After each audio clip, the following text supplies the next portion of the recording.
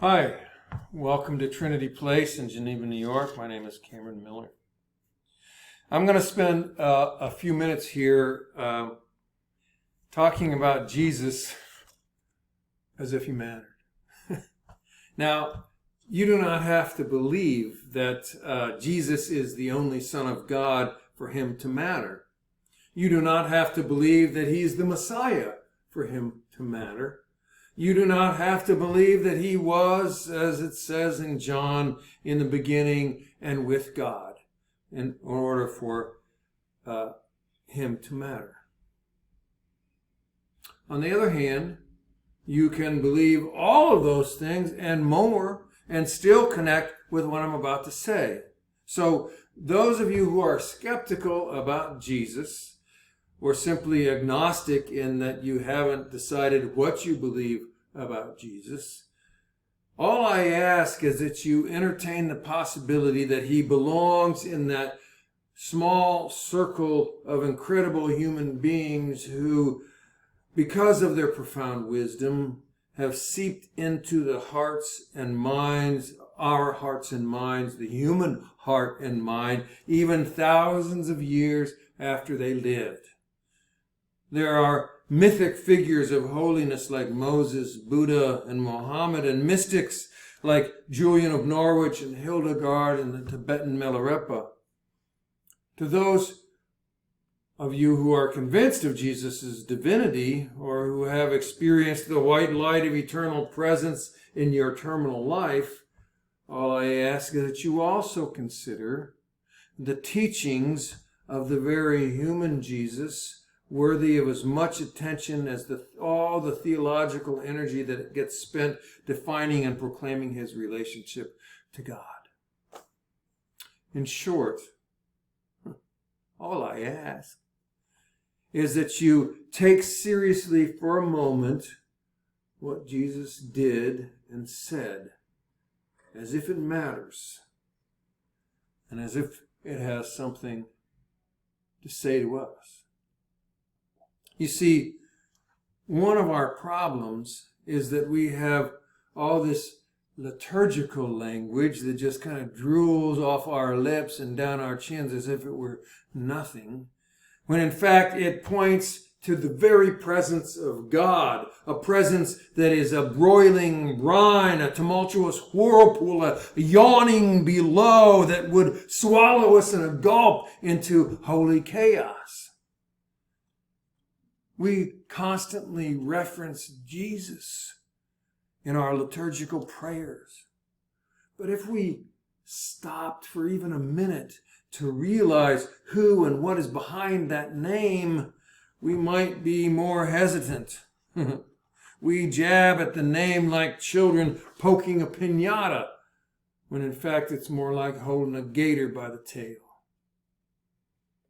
Today's gospel reading sort of begins this rollout that I'm doing. It says that Jesus goes around the cities and the villages teaching, preaching, and healing. That's his thing, teaching, preaching, and healing. He had a house in Capernaum, and presumably he had some kind of artisan skill, but he became instead an itinerant sage and healer.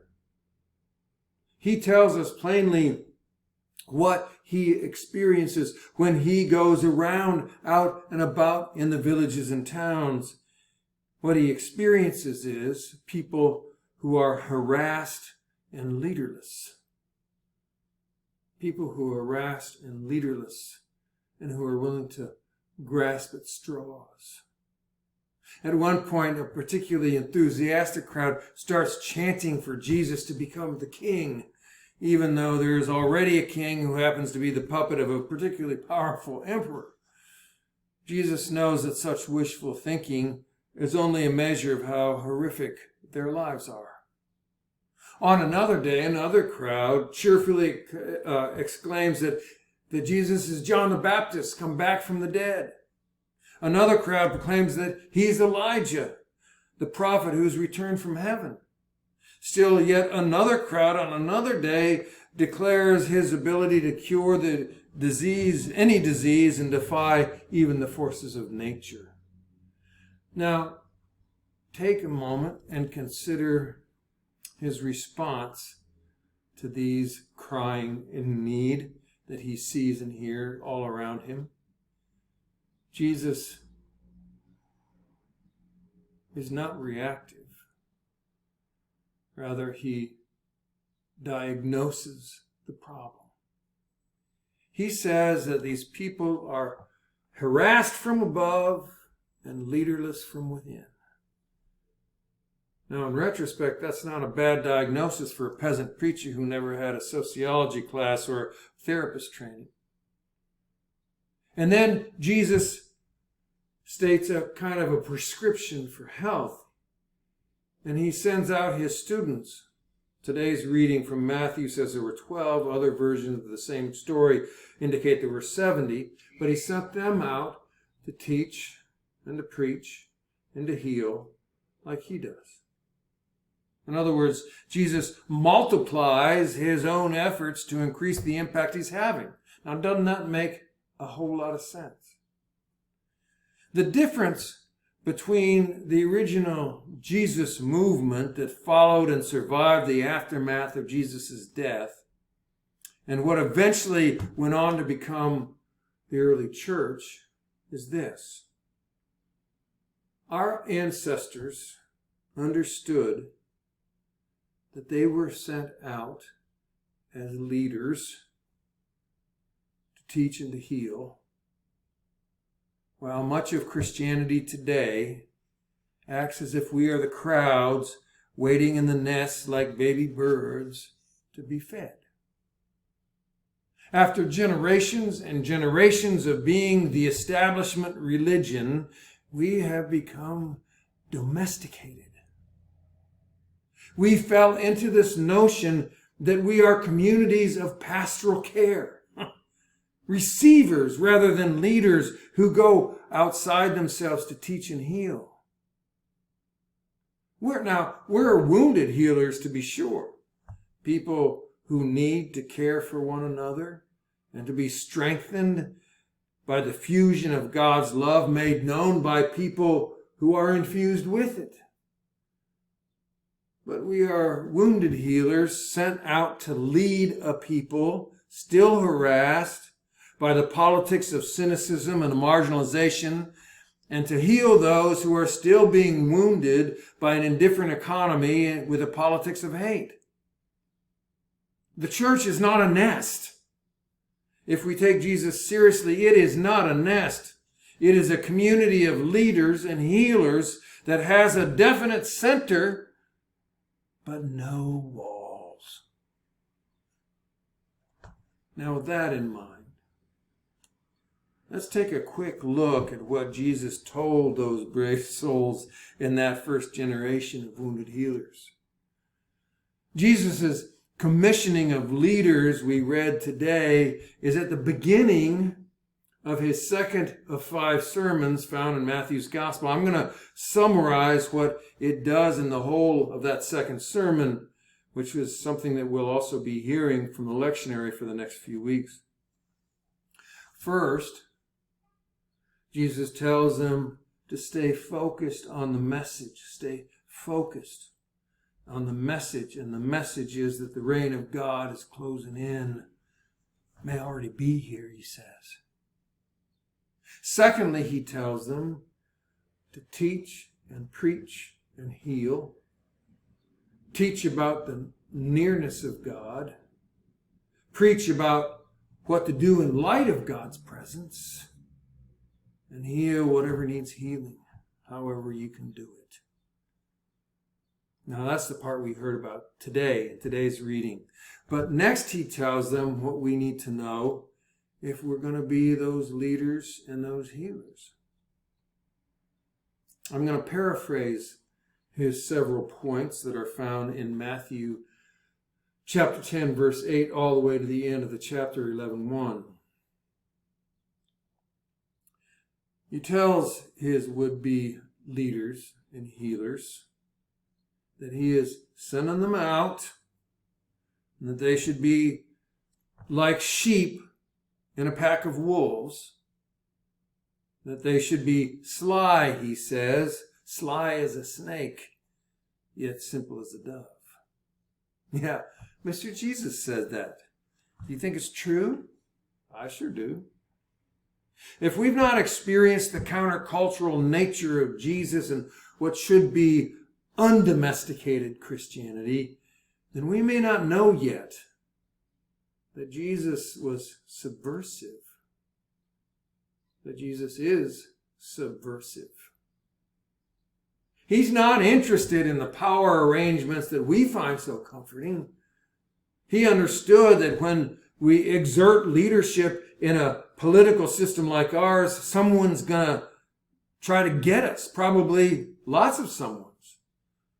And when we seek to heal wounds that are created by an economy like ours, we're going to have to name the disease out loud that inflicted them. And that probably won't be very well tolerated. So we should understand, he says, that being a leader is dangerous, and consequently, be smart about it. Being clever may not save our lives. It didn't save Jesus's, but it may prolong our lives, and that'll give us more time to be subversive.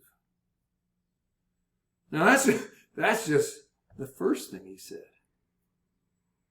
Next, he told those students, do not fret about what you need to say when you get in a tight situation and you're cornered.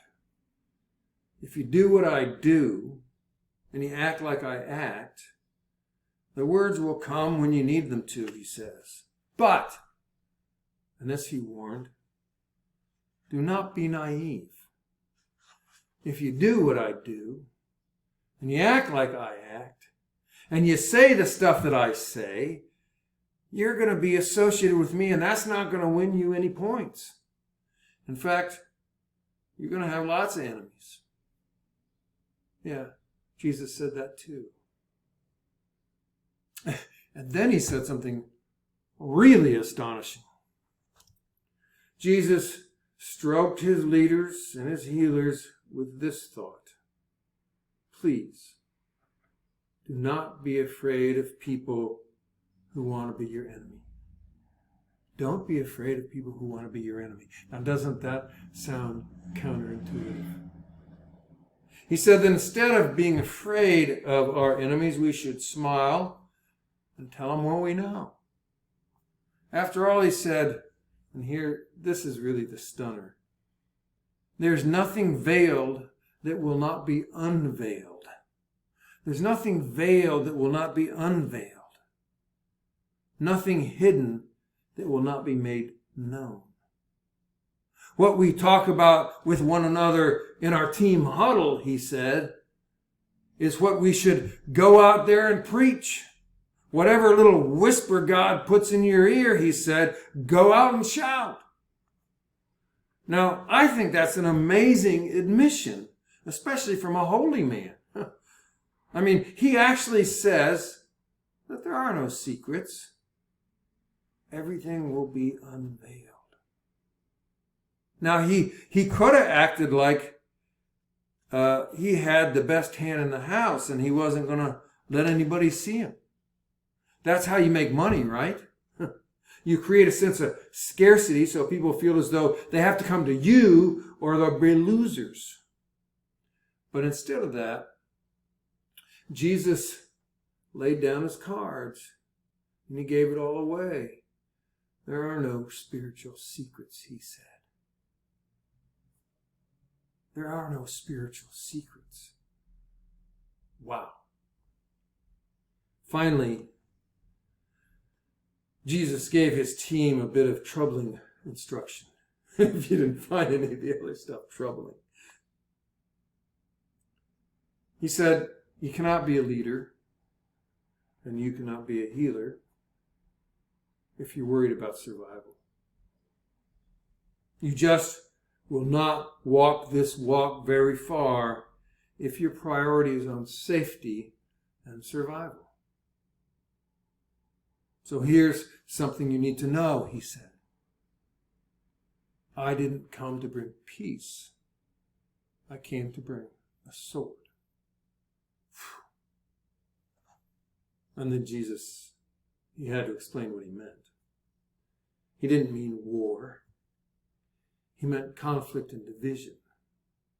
Sons and daughters are going to fight with their parents because of his teaching and example. Now think about that right now in the streets of the United States of America.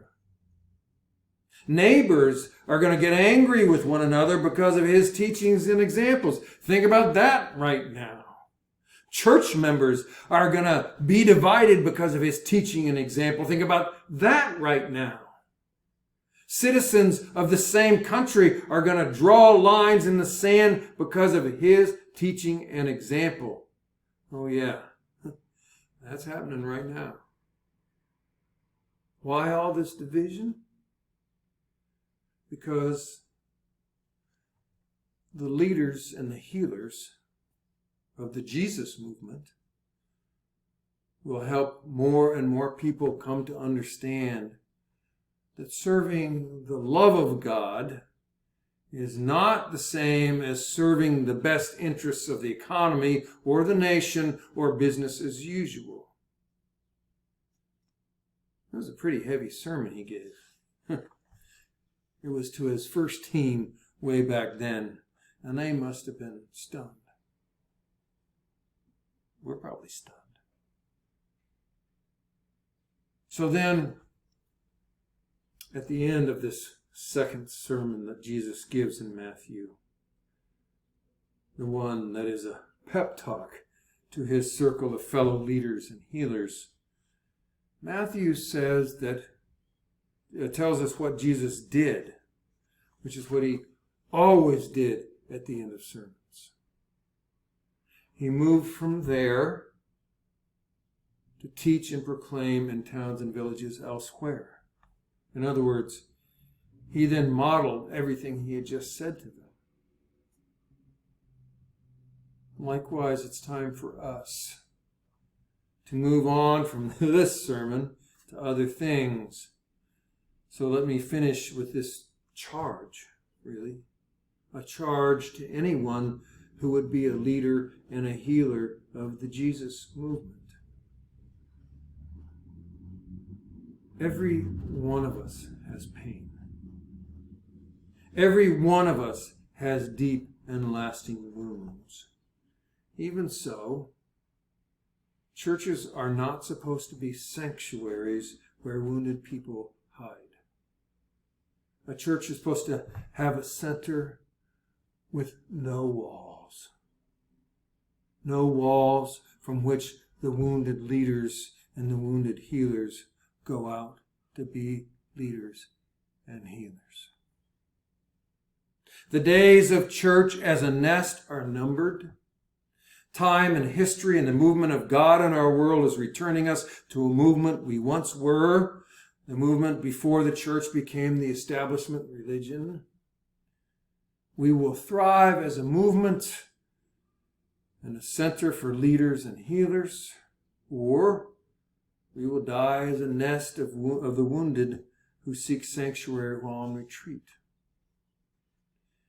Jesus' diagnosis is as apt now as it was way back then.